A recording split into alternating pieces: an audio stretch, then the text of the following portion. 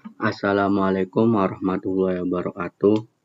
Perkenalkan, nama saya Ahmad Ubais dan rekan saya Ahmad Nofis Nurfarisi dari kelas 6B. Di sini saya akan menjelaskan tutorial SPSS pada materi analisis regresi logistik. Langsung saja kita ke SPSS-nya. Di sini saya mengambil judul pengaruh pelayanan, kualitas produk, dan jaringan internet terhadap kepuasan pelanggan. Pertama, kita buka variabel view-nya. Kita beri nama untuk X1 yaitu pelayanan, untuk X2 kualitas produk, untuk X3 yaitu jaringan internet.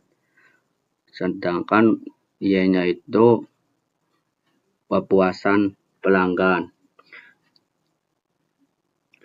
Nah, karena regresi logistik ini variabel dependennya kategorikal, maka untuk values kepuasan pelanggan diberi kode untuk 0 itu tidak puas dan 1 itu puas.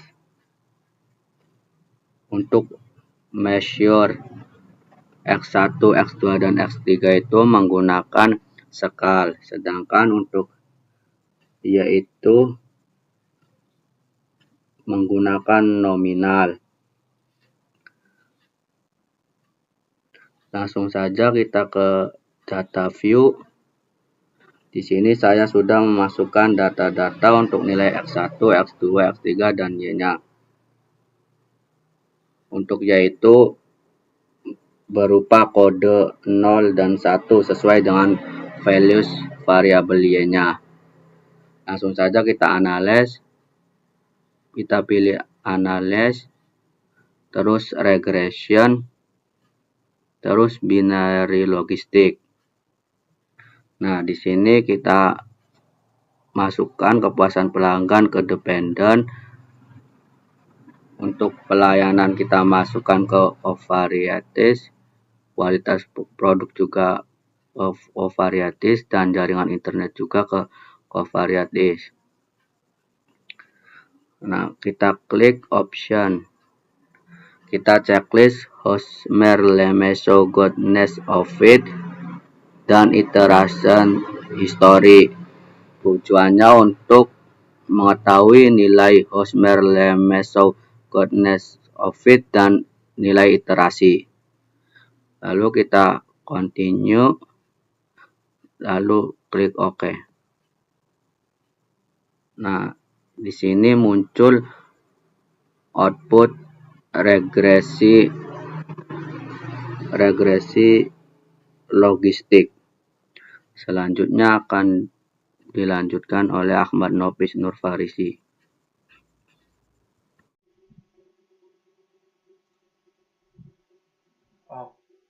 Oke, di sini saya melanjutkan dari Ahmad Ubais, yaitu menginterpretasikan tabel-tabel yang ada di output SPSS.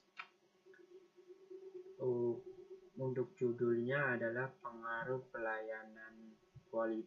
pelayanan, kualitas produk, dan jaringan internet terhadap kepuasan pelanggan. Untuk hipotesisnya ada 3. Yang pertama adalah diduga pelayanan berpengaruh signifikan terhadap kepuasan pelanggan. Untuk A2-nya diduga kualitas produk berpengaruh signifikan terhadap kepuasan pelanggan. Dan yang ketiga, diduga jaringan internet berpengaruh signifikan terhadap kepuasan pelanggan. Ya, oke, langsung saja ke tabel yang pertama. Di sini ada tabel cash process summary. Interpretasinya, tabel ini menggunakan data 55 untuk dijadikan sampel. Jadi data ini untuk melihat sampel yang digunakan dalam penelitian. Data ini menggunakan data sebanyak 55 yang dijadikan sampel. Selanjutnya ada tabel dependent variable encoding. Pada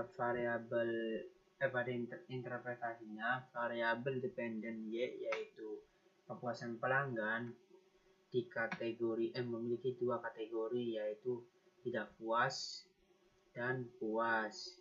Tidak puas diberi value atau diberi nilai 0 dan yang puas diberi nilai 1. Selanjutnya pada tabel blok 0 atau step 0. Pada step 0 dilakukan iterasi sebanyak 3 kali sesuai dengan jumlah variabel independen. Untuk mengetahui apakah model awal layak atau tidak. Untuk mengetahuinya kita lihat di kriteria pengujian. Pada yang pertama, nilai negatif likelihood lebih dari chi-square tabel berkesimpulan bahwa model sebelum dimasukkan variabel independen sudah memenuhi uji syarat. Yang kedua tuh nilai negatif 2 likelihood lebih besar daripada chi-square tabel berkesimpulan bahwa model sebelum dimasukkan variabel independen tidak memenuhi uji syarat. Untuk mencari nilai chi-square tabel, kita kurangkan nilai n dengan 1. Nilai n-nya kan 55, lalu kita kurangkan dengan 1, maka 54. Kita lihat di tabel chi-square. Di sini kita lihat 54. Nah, untuk melihat nilai tabel chi-square-nya, kita lihat di baris 0,05. Kita lihat 54 itu 72,153,216. Jadi nilai chi-square yang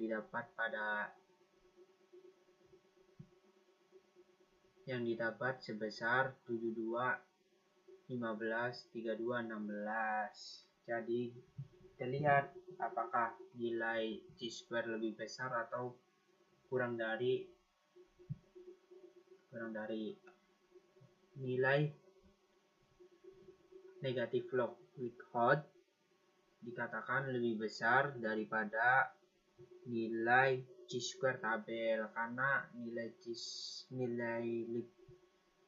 negatif 2 likelihood-nya itu kan 74,767, sedangkan untuk nilai chi-square tabelnya adalah 72,532 dan seterusnya. Berkesimpulan model sebelum dimasukkan variabel X belum memenuhi syarat uji. Selanjutnya kita lihat pada tabel variabel integration. Interpretasinya, sebelum variabel X dimasukkan dalam model, kita dapat nilai B-nya atau koefisien beta sebesar 0,330 dengan odds ratio atau XPB sebesar 1,391 dan nilai signifikan dari uji Wald-nya sebesar 0,227. Lanjut ke blok 1 atau step 1. Interpretasinya sama. Untuk melihat apakah variabel X sudah memenuhi uji syarat, kita lihat pada kriteria pengujiannya sama seperti sebelumnya. Jika nilai negatif 2 likelihood-nya kurang dari chi-square tabel, maka model tersebut memenuhi syarat uji. Sedangkan jika lebih dari chi-square tabel, model tersebut tidak memenuhi syarat uji. Untuk mencari chi-square tabelnya, di sini terdapat perbedaan. Yang tadi kan cuma ada n dikurangi sama 1 doang. Untuk di step 1 kita tambahkan x. ditambahkan K. K itu apa? K itu variabel X. Karena penelitian ini menggunakan variabel X-nya 3, maka kita kurangkan dengan 3. Jadi 55 dikurangi 3 dikurangi 4 jadinya 51. Kita lihat juga di tabel G-square pada baris 0,05 di bagian 51 sebesar 68669,294. Kita lihat nilai negatif likelihood-nya apakah lebih besar atau lebih kecil. Di sini nilai tabel negatif likelihood-nya itu sebesar 58,310. Ya, artinya nilai likelihood-nya lebih kecil daripada nilai chi-square tabel. Simpulkan model sesuai dimasukkan variabel X memenuhi uji syarat. Selanjutnya ada tabel omnibus test. Pada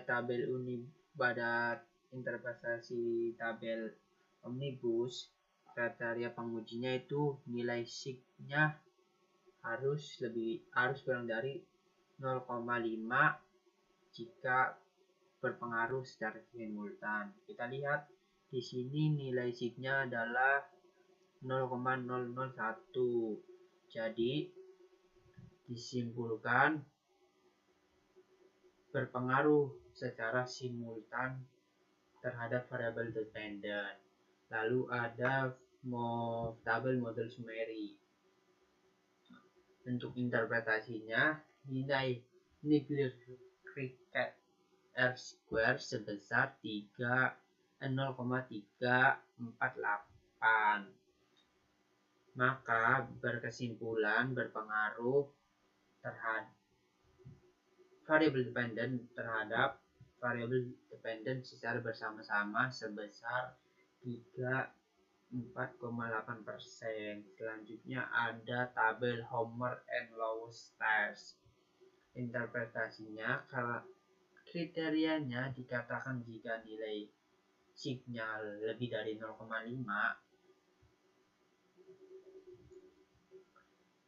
kriteria baik jika nilai sig-nya lebih dari 0,05. Di sini kita lihat nilai sig-nya itu 0,113, maka berkesimpulan tidak ada perbedaan yang signifikan antara variabel. Lalu ada variabel in the question. Pada variabel in the question, interpretasinya kita lihat kriteria pengujinya. Nilai sig lebih dari 0,05, berkesimpulan berpengaruh secara parsial. Kita lihat bervariabel. Kita lihat yang pertama itu variabel X. Variabel pelayanan memiliki nilai sig sebesar 0,002, yang artinya lebih kecil daripada 0,05. Dapat disimpulkan pelayanan berpengaruh secara parsial terhadap kepuasan pelanggan. A1-nya diterima. Kita lihat di X2, yaitu kualitas produk. Nilai sig-nya sebesar 0,614. Jadi dapat disimpulkan nilai sig-nya itu lebih besar daripada 0,05. Disimpulkan kualitas produk tidak berpengaruh atau tidak memiliki pengaruh secara parsial terhadap kepuasan pelanggan. H2 ditolak. Selanjutnya variabel X3, yaitu jaringan internet, memiliki nilai sig sebesar 0,189, yang artinya lebih besar daripada 0,05. Disimpulkan jaringan internet tidak berpengaruh atau tidak memiliki pengaruh secara parsial terhadap kepuasan pelanggan. Terima kasih, sekian dari kelompok kami. Wassalamualaikum warahmatullahi wabarakatuh.